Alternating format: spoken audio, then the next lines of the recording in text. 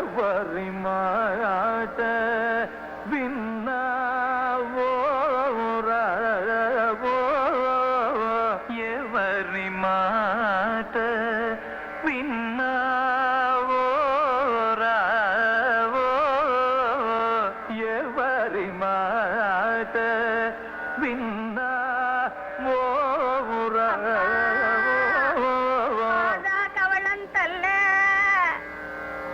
పిడికిడు వన్నం పెట్టించండి అమ్మా తల్లే.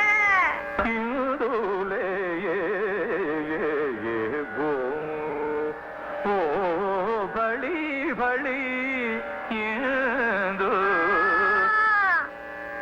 వన్నం తిని 3 రోజులైంది తల్లే. అమ్మా ఆదా కవళం అమ్మా. ఎవరి మాట విన్నా.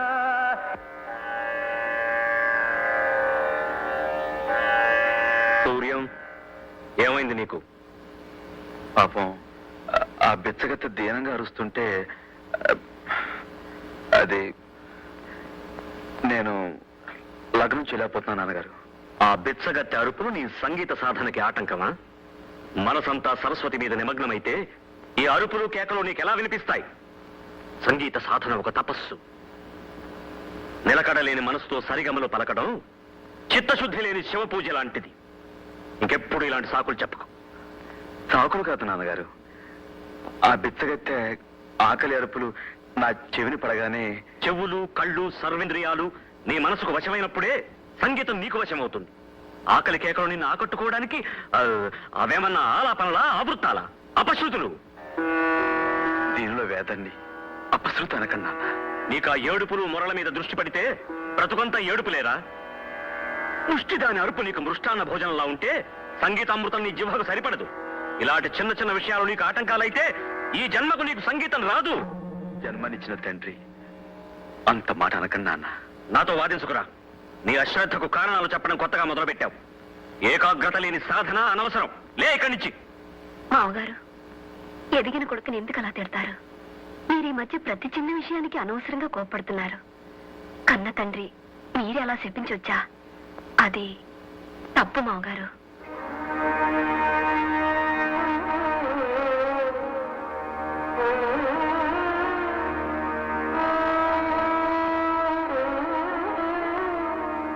ఉదయ బాబు, నాదస్వరం తీసుకుని ఏదైనా వాయించు.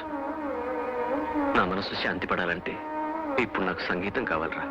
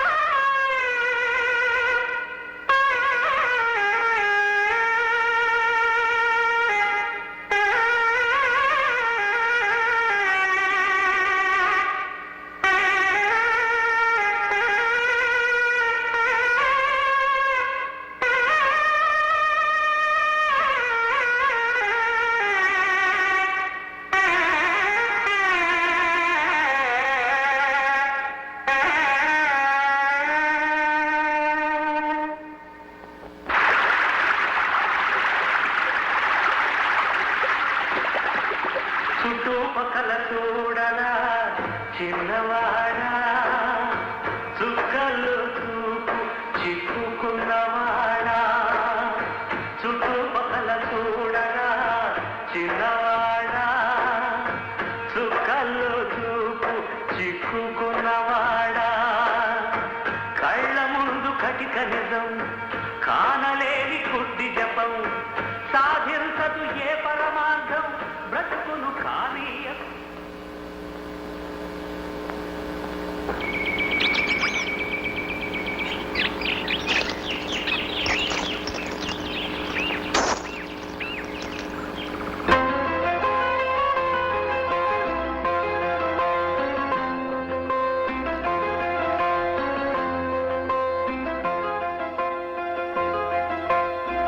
దగ్గరకు మిమ్మల్ని రాకూడదన్నారుగా, అందుకే దేవుణ్ణే మీ దగ్గరకు రప్పించాను.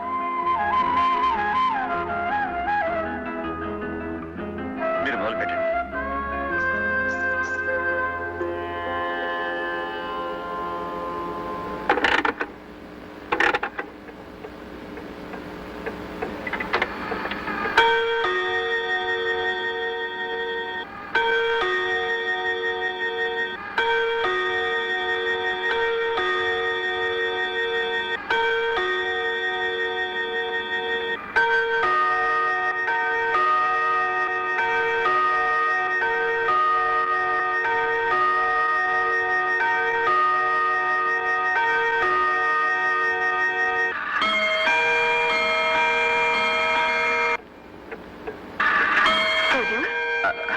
ఏం చేస్తున్నావు బాబు? అది టైము దిద్దుతున్నాను వదినా. నువ్వు దిద్దుతున్నది ఈ రోజు టైమా, వచ్చే సంవత్సరం టైమా? నువ్వు చెప్పింది నిజమే, సూర్యానికి ఏదో అయింది. అబ్బాయి నాకేం కలగదు వదినా, గడియారం సరిగ్గా పనిచేయట్లేదు. ముళ్ళు పైకి వెళ్తున్నప్పుడు స్లో అయిపోతుంది, కింద దిగుతున్నప్పుడేమో స్పీడ్ అయిపోతుంది. అంతేకాకుండా ప్రతి అరగంటకి ఇది గజ్జలు కొట్టాలా? గజ్జలా? గడియారం గజ్జలు కొట్టదు బాబు, గంటలు కొడుతుంది. అంటే గజ్జల వెనకాల ఏదో కథ ఉందన్నమాట. పెద్ద కథ ఏం కాదు వదినా, ఆ అమ్మాయి డాన్స్ చేస్తుంటే దూరంగా నిలబడి చూశాను అంతే. అంతేనా? అంతే అంటే అంతేకాదు, మాట మాట కలిసి కాసేపు కబుర్లు ఆడుకున్నాం దూరంగా నిలబడి. ఏం మాట్లాడుకున్నారు దూరంగా నిలబడి? ఇంకేం మాట్లాడుకుంటావు నా బొంద, ఆ అమ్మాయి డాన్స్ గురించి మాట్లాడుకున్నాం అంతే.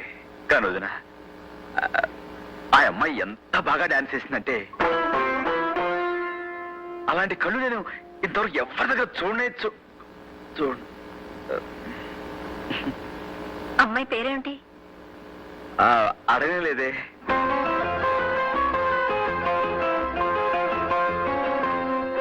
ఏమండి, నేను మీకోసమే వచ్చానండి. నాకోసమా? ఎందుకు? అదేనండి, ఆ రోజు మనం కలుసుకున్నాం, సరదాగా మాట్లాడుకున్నాం. కానీ అదేమిటో ఒకరి పేరు ఒకరు అడగడమే మర్చిపోయాం. మీ పేరు నాకు అవసరం లేదు, అందుకే అడగలేదు. అంటే నా పేరు తెలుసుకోవాలని మీకేమాత్రం అంటే అది కొంచెం కూడా ఇది. మీ పేరు నాకెందుకండి? నిజమే, వదిలేయండి. పోనీ మీ పేరేమిటో అదైనా తెలుసుకోవచ్చా? వస్తాను. నా పేరు మీకు కావాలి అంతేగా? ఆగండి. మీ పేరేమిటో నేనే చెప్తాను. మీ కళ్ళు విశాలంగా ఉంటాయి కాబట్టి మీ పేరు విశాలి. మీ మొహం అంతా పద్మలా ఉంటుంది కాబట్టి పద్మావతి. శుభ, స్వప్న, రంభ, ఊర్వశి, మేనక, తిలోత్తమ, వైజయంతిమాల. సరేనండి, మీ పేరేమిటో మీరే చెప్పండి.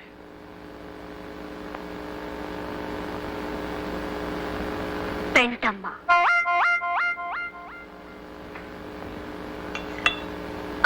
రా సూర్యం, కూర్చో. అమ్మాయి పేరు అడిగావా? నాకు తెలుసులే, నీకు ఈ రోజు పొద్దే తెలీదు. ఇంతకీ పేరేమిటి?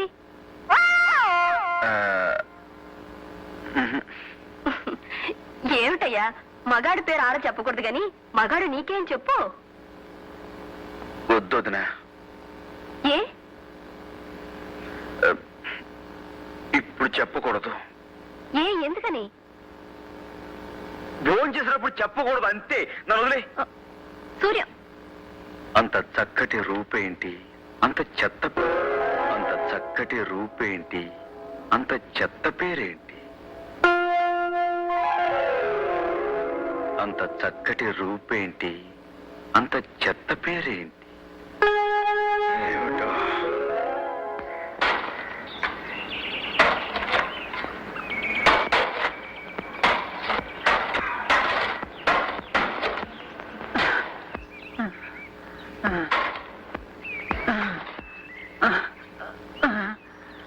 తాత, ఇటు ఇలా కూర్చో.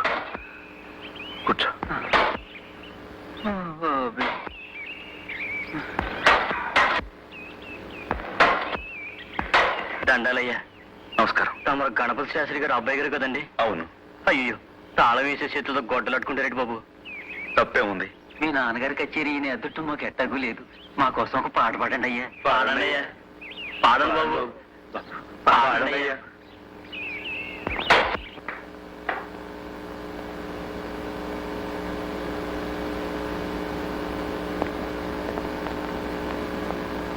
ఏమిటి నాన్నగారు? నా వయసు ఎంతో తెలుసా? అదేమిటి నాన్నగారు? తెలుసా? 58 ఉండొచ్చు.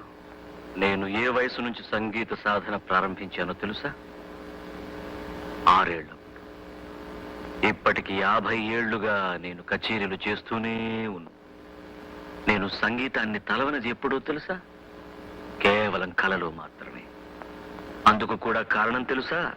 సరస్వతీదేవిని అవమానించడం అనే భయంతో, గౌరవంతో. అర్థమైంది. నేను అడవిలో పాడిన పాట మీరు విన్నట్టున్నారు, అంతేనా? అది పాట సంగీతానికి వచ్చిన గ్రహపాట. నువ్వు పాడిన పాట రాగం పేరేమిటో తెలుసా? తెలుసు, హంసధ్వని. హంసధ్వన. కొంచెం మార్చాను వాళ్ళ కోసం. మార్చి ఏం చేశావో తెలుసా? హంసధ్వనిని హింసధ్వని చేశావు. సంగీతాన్ని మార్చేటంత పండిపోయావా శాస్త్రీయ సంగీతంలో? వాగ్గేయకారుల కృతుల్ని, స్వరజతుల్ని మార్చేటంత పండితుడురా నువ్వు. ఎవరి కోసమో మార్చి ఎక్కడెక్కడో పాడి సంగీతాన్ని అవమానిస్తున్నావు. నీ ఇష్టం వచ్చినట్టు నువ్వు పంచడానికి, పెంచడానికి, తుంచడానికి నీ మూతి మీద మొలిచిన మేసం అనుకున్నావా? సంగీత జ్ఞానం లేని 10 మందికి కాస్త జ్ఞానాన్ని పంచిపెట్టడం తప్ప నాన్నగారు? శాస్త్రీయ సంగీతంలో కూడా నీ విప్లవాన్ని చొరబెడుతున్నావా? అలాగా జనాలకు కూడా అలుపు సులుపులు ఉంటాయి నాన్నగారు. పాట మనసు తేలికపరిచే మంత్రపుష్పం అని తెలిసి ఆ శ్రమజీవుల కోసం నేను ఎవరి కోసమైనా సంగీతాన్ని సంకరం చేసే హక్కు నీకు లేదు. అది సంకరం కాదు నాన్న, సంగమం. గోదావరిలో కొడ్డు కాలువలు కలిస్తే సంగమం కాదురా, సంకరమే. అమ్మని అమ్ముకు బ్రతికే వాడికి పుట్టగతులు ఉండవు. అది అపచారం కాదురా, వ్యభిచారం. నాన్న, నేను అమ్మను అమ్ముకుంటున్న వాడిని కాదు. అమ్మ అందరికీ అమ్మేనని నమ్ముకుంటున్న వాడిని. అందరికీ పంచిపెట్టడానికి శాస్త్రీయ సంగీతం అంటే చౌకటి పూలు దొరికే ఉప్పుడు బియ్యం కాదురా. కష్టపడే శ్రమజీవుల కోసం కాకపోతే సంగీతం ఎందుకు నాన్న? సంగీతం ఎందుకు నువ్వు నాకు చెప్తున్నావా? ఒరేయ్, నేను నీ తండ్రిని మాత్రమే కాదురా, నీ గురువుని కూడా. ఏ తప్పు పడుతున్నావా? తండ్రి అయినా గురువు అయినా నిటలాక్షుడు 3వ కన్ను తెరిచిన తప్పు తప్పే నాన్న.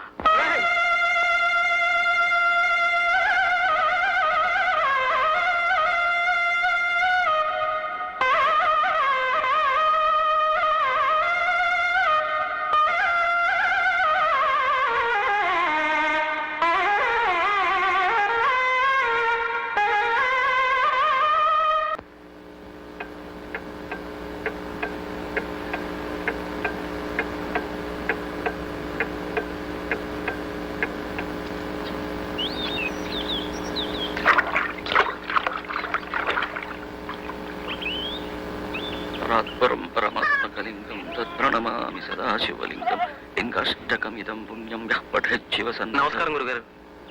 ఎవరు బాబు నువ్వు? నా పేరు చారుకేశ్. ఓ, నాకు సంగీతం అంటే ప్రాణం. ఆ, మీ సంగీతం అంటే ప్రాణానికి ప్రాణం. మీ కచేరీలన్నిటికీ నేను హాజరవుతా. సంగీతాన్ని ఏకలవీళ్ళలాగా అభ్యసిస్తున్నాను. బొటనవేలు మాత్రం మీరు అడగకూడదు.